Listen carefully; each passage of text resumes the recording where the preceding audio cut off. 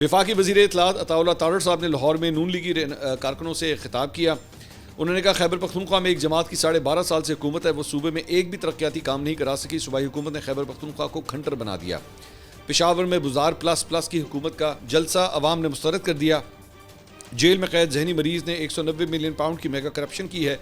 इस शख्स ने मुल्क की मईशत को तबाह किया। ये शख्स अस्पताल और फलाही मनसूबों के फंड तक खा गया। मार्का हक में पाक फौज ने भारत को इब्रतनाक शिकस्त दी। हमारी फौज से भारत खौफ खाता है। Chief of defence forces field marshal Syed Asim Munir का दुश्मन पर खौफ तारी है। ये वो लोग हैं जिन्होंने अपने दौरे हुकूमत में भारत पर हमला करने की जरूरत भी नहीं की और कश्मीर का मुकदमा भी नहीं लड़ा। और ये लोग फौज पर इल्ज़ामात लगाते हैं।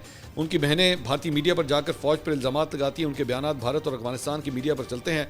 साबित है कि उन्हें पाकिस्तान का मफाद अजीज़ नहीं। ये चाहते हैं हमेशा इक़्तिदार में रहें। और उनसे पूछा जाता है कि 190 मिलियन पाउंड की करप्शन क्यों की, तोशाखाना का पूछा जाता है तो कहते हैं कि फ़ौज बुरी है।